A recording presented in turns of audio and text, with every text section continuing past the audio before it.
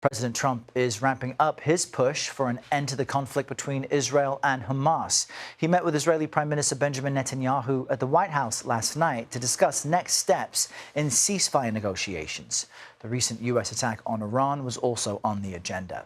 We've got team coverage on this for you this morning. CBS News senior foreign correspondent Elizabeth Palmer is in Tel Aviv with the response from Israel. But let's begin at the White House with our chief White House correspondent, Nancy Cordes. Nancy, good morning to you. Tell us what came of last night's meeting.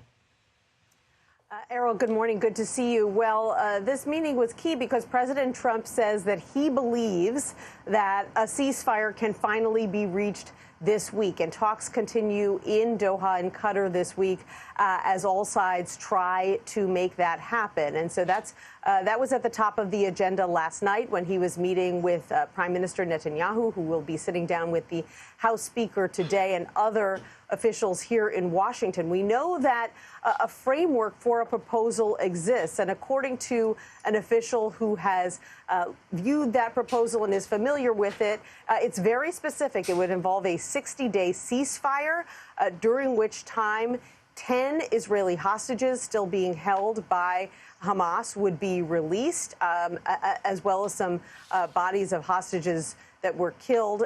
Palestinian prisoners would be released by the Israelis as well. Hostilities would obviously be put on hold with some Israeli troops coming out of Gaza as the two sides work to try to get through some of these very, very thorny issues that have always made it difficult to reach a more permanent solution involving the future of Hamas, the future of Gaza, and all the rest.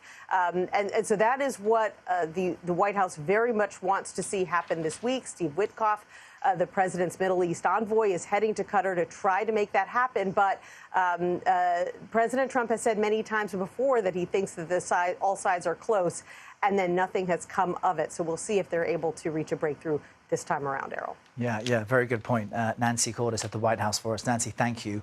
We want to jump over now to CBS News senior foreign correspondent Elizabeth Palmer in Tel Aviv. Elizabeth, good morning to you. You know, yesterday I was speaking with the parent of an Israeli hostage who had encouraging words for the president, almost compliments, saying only you can get this done, and sounded more critical of the Israeli prime minister, saying it's your responsibility to make sure these hostages come home. So what is the reaction domestically to this White House meeting yesterday?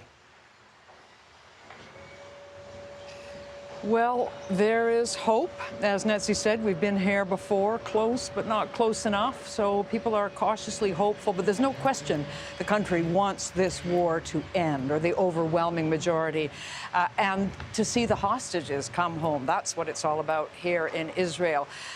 Nancy mentioned that 10 hostages will be released in the 60-day ceasefire, according to this draft proposal. That's only half of the ones that are left. There are 20 living ones believed to be still in captivity, more than 600 days now. And so there are families all over this country who are braced for the bitter disappointment of discovering that their loved one won't make it on this list. However, it will be seen as a step toward some kind of lasting stability, and that's a net plus. And what might this mean for the future of civilians in Gaza? They remain under dire humanitarian straits.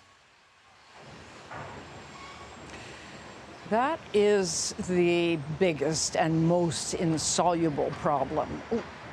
In the 60 days, obviously, there'll be a flood of aid that would come in under the terms of this ceasefire. They would be able to relax, sleep properly for the first time in more than a year and a half. But the really tough thing is to come up with a roadmap for the day after the end of the 60 days. And that's where Hamas and Israel appear to be very far apart. Hamas wants Israel to commit to not restarting the war at the end of the ceasefire, which has happened before, as you recall. And Israel just does not want to make that commitment. Approaching 2:50 in the afternoon there in Tel Aviv. Elizabeth Palmer with the latest for us. Liz, thank you.